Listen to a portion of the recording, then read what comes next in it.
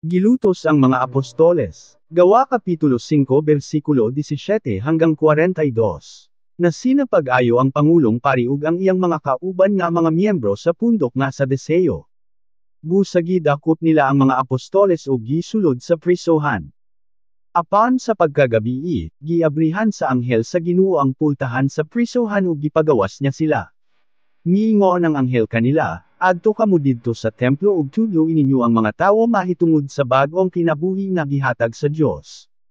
Gituman nila ang giingon sa anghel, busa pagsidlak sa adlaw misulod sila sa templo ug nagtudlo sa mga tawo.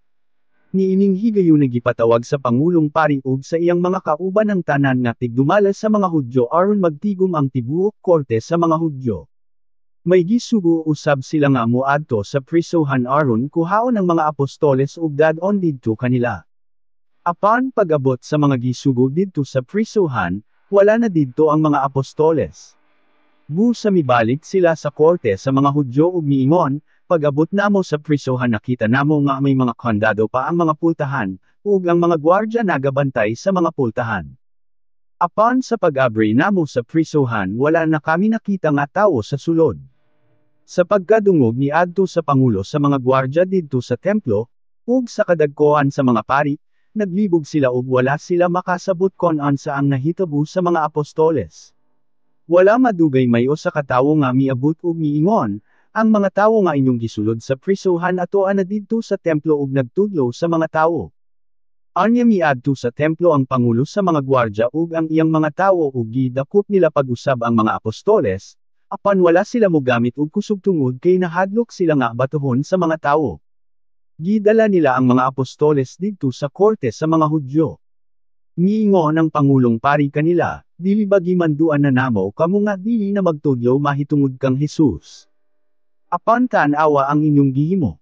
Mikaylap na ang inyong pagtulunan sa tibuok nga Jerusalem, ug kami pa ang inyong gipasanginlan nga mipatay kanya. Mitubag si Pedro ug ang iyang mga kauban, kinahanglan tumanon namo ang Dios, ug dili ang mga tawo. Gipatay ninyo si Hesus pinaagi sa paglansang kanya sa krus.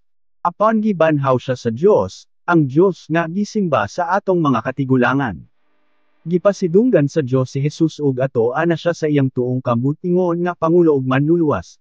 Aron kitang mga Hudyo mahatagan og kahigayunan sa paghinulsol aron mapasaylo ang atong mga sala. Nagapamatuod kami nga kining tanan tinuod gayon. Ug ang Espiritu Santo nga gihatag sa Dios sa tanan nga nagatuman kanya nagapamatuod usab nining mga butanga. Sa pagkadungog niini sa mga miyembro sa korte sa mga Hudyo nasuko gayon sila ug gusto nilang patyon ang mga apostoles. Apan mitindog ang usa sa ilang mga kauban nga si Gamaliel. Kining tawhana Pariseo ug magtutudlo sa kasuguan. Ginatahod siya sa tanan. Misugo siya nga pagawason una ang mga apostoles. Ug sa dihang nakagawas na ang mga apostoles misulti si Gamaliel sa iyang mga kauban, mga kaubanan kong mga taga-Israel, hunahunaan ninyo pag-ayo kon ansa ang inyong himuon niining mga tawhana kay basen kon masayop kamo. Kaniadto may tawo nga ang iyang ngalan si Teudas nga nanghambog nga murag si kinsa gayud siya, ug may mga 400 ka mga tawo nga misunod kanya. Apan sa kaulahian gipatay siya ug ang iyang mga sumusunod nagkatibulaag, ug nawala na kadtong maong grupo. Pagkahuman niini, sa panahon sa pagsensus sa mga tawo, si Judas na usab nga taga Galilea ang nakatigom ug mga tawo nga misunod kanya. Apan gipatay usab siya ug nagkatibulaag usab ang iyang mga sumusunod. Busa ang akong ikasulti kaninyo mao kini, pasag di na lamang kining mga tawhana, ug ayaw sila tagda.